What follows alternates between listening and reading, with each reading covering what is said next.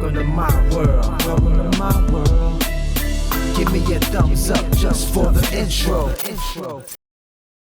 What is up, guys? It's the homie Bigg Vic, and we are back in the building with another video. Today I want to talk to you guys about a big mistake that a lot of people make when they go to the car dealerships. And you're looking at a former car salesman years ago when I was in that business, and I seen so many of us people coming on the lot and doing this one thing over and over and over again so many times that I was like, wow, we really are not educated when we come to dealerships. You know, a lot of people don't sit us down and really educate us on how to go out and purchase vehicles. And I've seen it happen so many times. So I've seen videos on the topic. I've seen a few videos here and there and again, but I know I have followers on this channel, and you know, not everybody has time to watch every single video out there on this particular topic. So I wanted to drop a video for you guys so that you can hear it from me and listen to my experience of what I've seen and how I've helped people, you know, kind of go the other direction and really educate them on how to go out and play this game. Okay, so let's get right into it. So a big mistake I see people do when they go to a car dealership to purchase a vehicle, more times when it's in their personal name. A lot of times we'll go to a car dealership and the first question you're asked is what type of car you're looking for. Second question, 9 times out of 10 when you're on that lot, that car salesman is going to ask you a very key question just to see what type of customer he has. I wonder, can you guess what that question is? After he asks what type of car you're looking for, that next question he's going to ask is, what type of payments are you looking to be at? Do you want to know why he asks you what type of payments or where you want your payments at? It's because he wants to see what type of customer he has. So I have a customer that's not concerned, and I was the car salesman at one point, so I know this. I know this. I've seen it so many times. The reason why they ask what type of payments that you're looking for is because I know that if I get you the payment that you're looking for, you're not even worried about the interest rate. Interest rate is not, very rarely did I see us come on that lot and discuss interest rates. All we were concerned about was what our payment was. Guys, listen to me right now. Don't ever go on a car lot asking or telling a car salesman what type of payments you want to be at. Don't do it. It's a big red flag, a big no-no. It's because if I can get you comfortable with a car payment, all you're concerned about is the car payment, we can give you, as long as I get you financed, you can have any type of interest rate. And that's not the way you play the game. That's how you get yourself buried in a vehicle so fast it'll make your head spin. By the time you go to another car lot 2.5 years, 3 years later and try to get out of that car, you buried so far deep in that vehicle that's going to cost you $5,000 to $6,000 to get out of it. Because the car you purchased probably did not hold its value anyway, and you probably ran it so much, you ran up so many miles on the vehicle that it lost a lot of value. And they probably oversold you that vehicle because you were just concerned about your car payments. I'm preaching right now. Because I've seen this happen so many times. Do you know how many times when I was in my barbershop, we would just have casual conversations? You know, I'm talking to somebody about credit and, you know, talking about vehicles, and so many people would walk in the door that bought their vehicles from a buy here, pay here dealership. I don't even call them dealership. I call them stealerships. Y'all know what I call them. They would go to a buy here, pay here stealership And 9 times out of 10, when you go to a buy here, pay here dealership, you're looking at 29%. Between 19 to 29% interest rate. Interest rate. That's crazy. Before you ever go to a dealership, this is the first thing. Before you ever go to a dealership, know what your credit score is, people. Know what your credit score is. That is so important. Don't go in there off of the free Credit Karma score that you've seen. That is not your score. Those scores are so inaccurate. Now, if you have a credit card company, a lot of times those scores are pretty accurate. Depends on the credit card. But if you use a website, like I recommend 2 websites that I use to monitor my scores with, myfico.com and Credit Check Total. Those are the 2 sites that I use to monitor my scores. So before I ever go to a dealership, I know exactly what my credit profile looks like. That way we're not talking about them running my numbers. As a matter of fact, I already have my check in my hand or in my vehicle while I'm on the lot negotiating. They're not even running my numbers. This is how you play the game. This is how you play the game. I remember when I bought my Jaguar, I went to cargurus.com, and it's like when you get really educated on this stuff, you go to the dealership with a completely different attitude. Your posture is different. You talk different, as opposed to someone that comes in and doesn't really know what their credit score is. You know, they're letting the dealership toss their credit score around to all these different finance companies, dinging you even more. But when I bought my Jag, right, it was a 1 owner. I think my Jag had like 70,000 miles on it. It was a 07. Still is a 07. XK, Jaguar XK coupe, right? And saw it on Car Gurus, drove down to Virginia Beach, Virginia. Went to the dealership, saw the vehicle, test drove it, came back, sat down with the salesman. I said, here's what I want to do. I saw what you guys have it listed for. This is the amount that I'm willing to pay for cash. It's a cash deal. You guys don't have to finance me.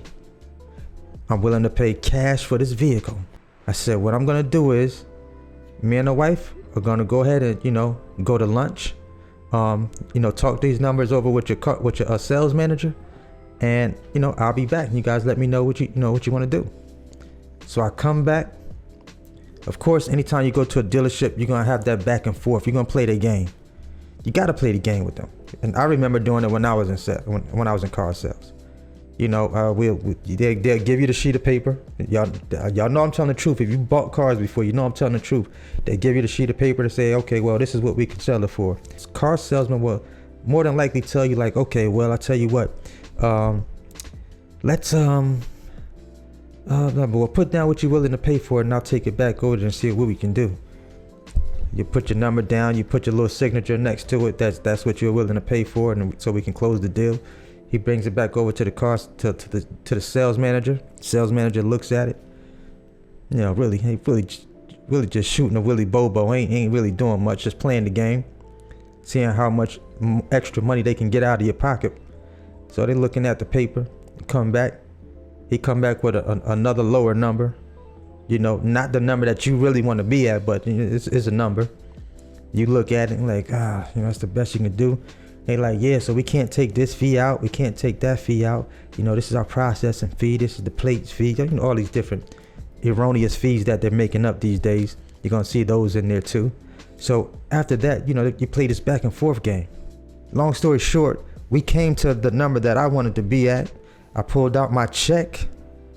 Mind you, I already had a check. I already knew how much money I already had with my bank, my credit union. I already had a check printed out, not to exceed a certain amount of money, right? So I go in with the check, say, boom, okay, boom, this. We went back and forth. He's like, yeah, I mean, if we sell it to you that for that price, we can't keep the extended warranty that's on it. I'm like, you can't keep the extended warranty that's on it. No, I need a warranty. I'm not going to do the deal without the warranty. So he goes back to the used car sales manager. Salesman comes back. Oh man, Mr. Newt, man, you know you're robbing us for this car. I said, man, I'm not robbing y'all for this car. I just know how to buy this car the right way. So if I ever decide to get out of this car, it will still have value. So that's how I like to purchase my vehicles. I'm already pre-approved before I even get to the dealership. This is how you want to do it. You don't need them running your credit. You don't need to give them no social information, none of that stuff. When you're buying a car for your personal vehicle, you don't need to give them that stuff. That's how you buy a vehicle. You don't go in talking about payments. Oh yeah, I want to be around $450 a month. See if they can get me at $450. You know how many people told me that when I was selling them a car? Yeah, we don't want to be over $350. I mean, this was the early 2000s. They're like, yeah, we don't want to. That's when payments were around $350, $275, $375. But people would always talk payments. And those were the people that we made the most money off. And as the car dealership and the car salesman, I got the biggest commissions off of the people that just wanted to be at a certain payment. They really wasn't concerned about the interest rate. Interest rate wasn't a big deal to people back then. Until it was time for them to get out that car, then you really look at your paperwork and you're like, oh man. Got him! Got him! Got a 17% interest rate on this vehicle. Nah, you just wanted to be at the payment that you said you wanted to be at. You wasn't discussing interest rates. So know what your credit score is. Know what your credit profile is. That is so important. So important. Know your interest rate. Do not go and discuss talking about you want to be at a certain car payment. If you have a paid for car, listen to me very well. If you have a car that's paid for and you want to trade that car, the last thing you want to do is take it to a car dealership and trade it on another vehicle that you're looking at purchasing. Don't do it. Your car will be stolen from you, literally.